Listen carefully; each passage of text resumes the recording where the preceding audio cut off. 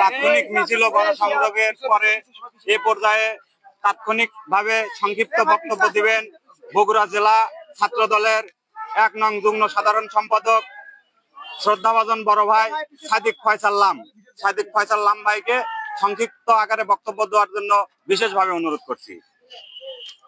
বিসমিল্লাহির রহমানির রহিম। আগামীর বাংলাদেশ গড়ার লক্ষ্যে তারেক রহমান যে ৩১ দফা দিচ্ছে তার ব্যতিক্রম আমরা চিন্তা করতে পারি না। ৩১ দফা বাস্তবায়নে দেশ ও জাতি লাভবান হবে।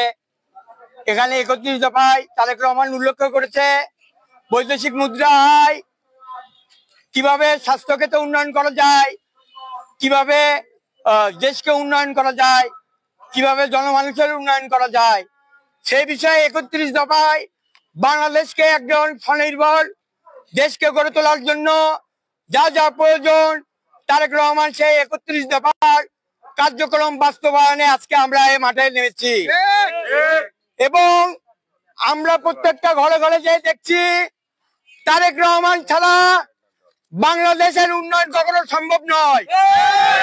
তারেক রহমান ছাড়া বাংলাদেশ কখনো ভাবতে পারে না একজন উন্নয়ন দেশ হিসেবে।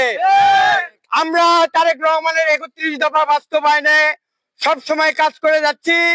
ছাত্রদল, যুবদল, বিএনপি আমরা সবসময় তারেক রহমানের ৩১ দফা নিয়ে কাজ করব এবং আজকে আমরা আমার ছাত্র নেতাদের শাহসুলতান কলেজ, আইজুল হক কলেজ এবং আমাদের মুরব্বীদের নিয়ে আমরা খান্দার বাজার এবং গোয়াইল রোড এবং শেরপুর রোডে গণসংযোগ চালিয়েছি।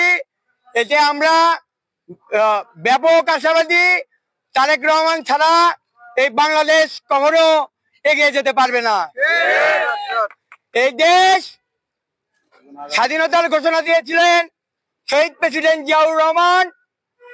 সেই জিয়াউর রহমানের সন্তান হচ্ছে দেশ নায়ক তারেক রহমান। তারেক রহমানের হাতে এই বাংলাদেশ নিরাপদ।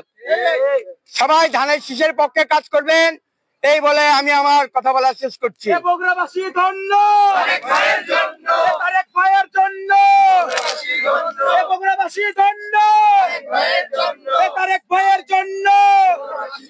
ভোট দিব কিসে? ভোট দিব কিসে? জিন্দাবাদ জিন্দাবাদ। আমার কাছে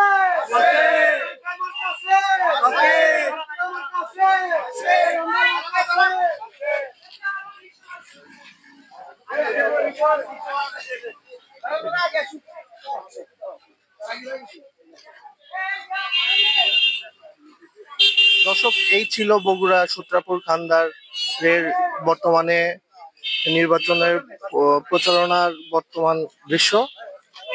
ধন্যবাদ আপনাদের চ্যানেলটির সঙ্গে থাকার জন্য।